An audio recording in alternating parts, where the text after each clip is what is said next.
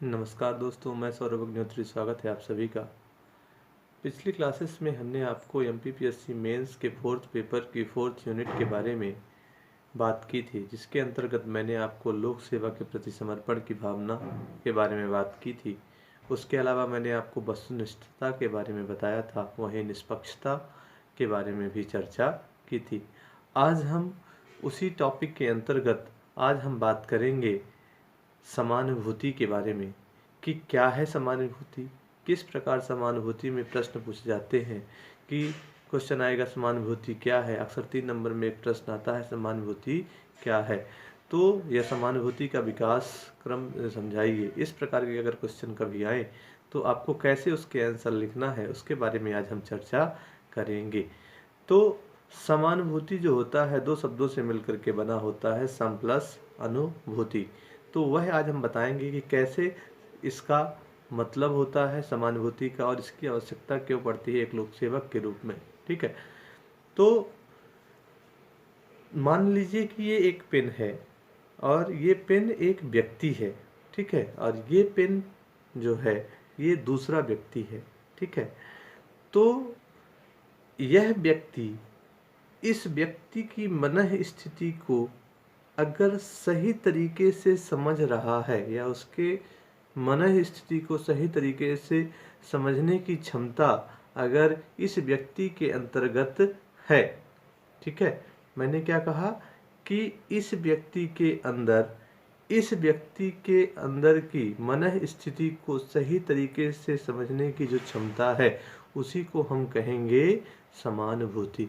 कहने का मतलब ये होता है कि समान स्तर पर विचारों की अनुभूति ही समानुभूति कहलाती है।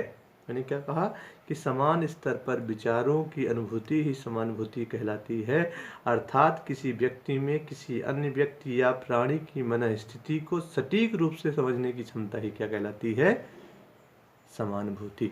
ठीक है, फिर से एक बार सुनिएगा कि समान स्तर पर विचारों की अनुभूति ही समानुभूति कहलाती है, अर्थात किसी व्यक्ति में किसी अन्य व्यक्ति या प्राणी की मनस्थिति को सटीक रूप से समझने की क्षमता ही क्या कहलाती है, समानुभूति।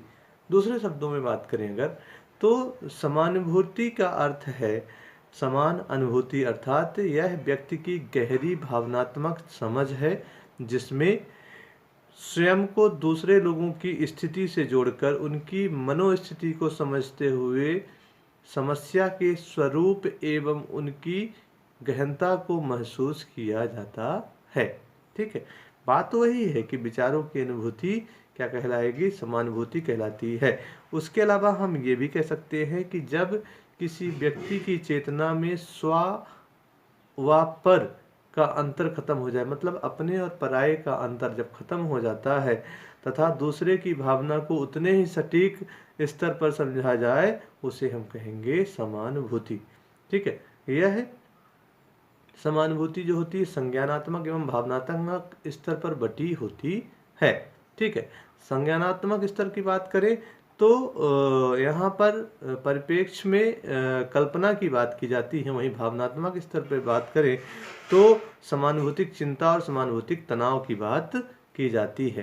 ठीक है, अब कभी कभी क्वेश्चन पूछ दे कि समानुभूति के प्रकार में क्या आएंगे, तो आप इन्हीं को लिख सकते हैं कि भावनात्मक एवं संज्ञानात्मक की बात की जाए अगर तो समानुभूतिक चिंता क्या होती है। कभी अगर ऐसा क्वेश्चन आए कि समानुभूतिक चिंता क्या होती है, तो समानुभूतिक चिंता में व्यक्ति की भावनाएं उत्तेजित हो जाती हैं और वह चाहने लगता है कि पीड़ित व्यक्ति की स्थिति में सुधार हो, और अगर किसी तरह का सहयोग करने की स्थिति में होता है तो पीड़ित व्यक्ति को सहयोग भी करता है। मतलब कहने का ये होता है कि यहाँ पे भावनात्मक रूप से व्यक्ति जुड़ जाता है और यह चाहता है कि वह जो सामने वाला व्यक्ति है अगर उसको किसी प्रकार की समस्या है तो वह उससे जल्दी से जल्दी ठीक हो जाए, और अगर उसको आवश्यकता हो तो हम उसको मदद भी करें। वहीं समानुभूतिक तनाव क्या होता है, तो जब इसी समानुभूतिक चिंता का स्तर अत्यधिक बढ़ जाता है,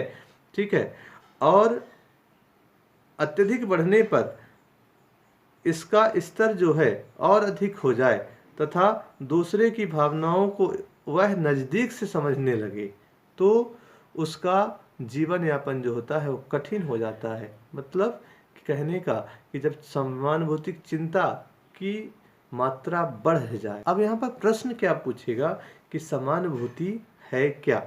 तो आपको लिखना है समान स्तर पर विचारों की अनुभूति ही समानुभूति है, अर्थात किसी व्यक्ति में किसी अन्य व्यक्ति या प्राणी की मनस्थिति को सटीक रूप से समझने की क्षमता ही समानुभूति कहलाती है।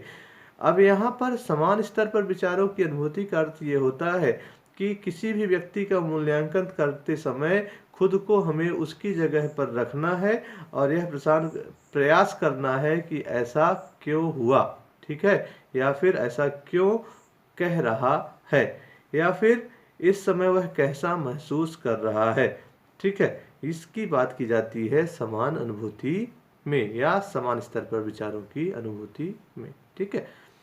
अब प्रश्न उठता है कि समानुभूति का विकास किस प्रकार किया जा सकता है? तो समानुभूति का विकास कुछ महत्वपूर्ण तथ्य है उनके आधार पर किया जा सकता है। जैसे बालकों की भावनात्मक संवेदनशीलता का विकास कुछ हद तक पालन पोषण पर निर्भर होता है, अर्थात परिवार के लोग बच्चों को कहानियां आदि सुनाकर समानुभूति का विकास करते हैं।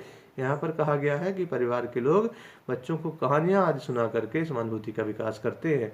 वहीं विद्यालय और महाविद्यालय की भूमिका भी समानुभूति के विकास में महत्वपूर्ण योगदान देती है। जैसे इसके अंतर्गत विद्यार्थियों को ऐसे व्यक्तियों से मिलाया जाता है जो किसी न किसी पीड़ा से ग्रसित होते हैं। ऐसी स्थिति में जब उनसे बात की जाती है तो धीरे धीरे विद्यार्थियों में भी समानुभूति का विकास होता है। मतलब किसी ऐसे पीड़ित व्यक्ति से मिलाया जाता है, ठीक है, और लोग उनसे बात करते हैं बच्चे, तो उनके अंदर भी समानुभूति का विकास होता है। उसके अलावा बच्चे को के बीच अधिक से अधिक अंतरक्रिया को बढ़ावा दिया जाता है जिससे उनमें समानुभूति का विकास हो सके, ठीक है। इसके लिए सबसे ज़्यादा जरूरी होता है मोबाइल को दूर रखा जाए। वो आपस में बीच में बैठेंगे परिवार के बीच में तो अब भी सभी समानुभूति का विकास होता है। उसके अलावा जिन व्यक्तियों में दूसरों की मनस्थिति और परिस्थितियों को समझने का अवसर अधिक मिलता है उनसे भी समानुभूति का विकास होता है। जैसे नर्सिंग के लोग, ये आपस में एक दूसरे से मिलते रहते हैं, मरीजों से मिलते रहते हैं,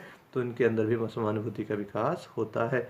इसके अलावा ऐसे साहित्य और कलाओं को प्रोत्साहित करना चाहिए जो समाज को समानुभूति की शिक्षा दे सके। जैसे आपको पता है कि 2015 में रैमन मैग्सेसे पुरस्कार दिया गया अंशुमन गुप्ता को, ठीक है। तो ये कुछ चीज़ें थी, हमने आपको बताया कि समानुभूति का विकास कैसे होता है। इस टॉपिक को आप अच्छे से पढ़ लीजिए, ठीक है, और साथ ही साथ इसको नोट कर लीजिए। मैं आपको बीच में इसकी नोट्स को लिख करके आपको शेयर कर दूंगा इसी में वीडियो में ही, तो आप इसको लिख भी लीजिएगा और साथ ही साथ पढ़ते रहिए जिससे मेंस का पेपर हो तो आप रेडी रहें। और हमारे चैनल को लाइक और सब्सक्राइब जरूर करिए। ख्याल रखिए अपना, ठीक है। Thank you.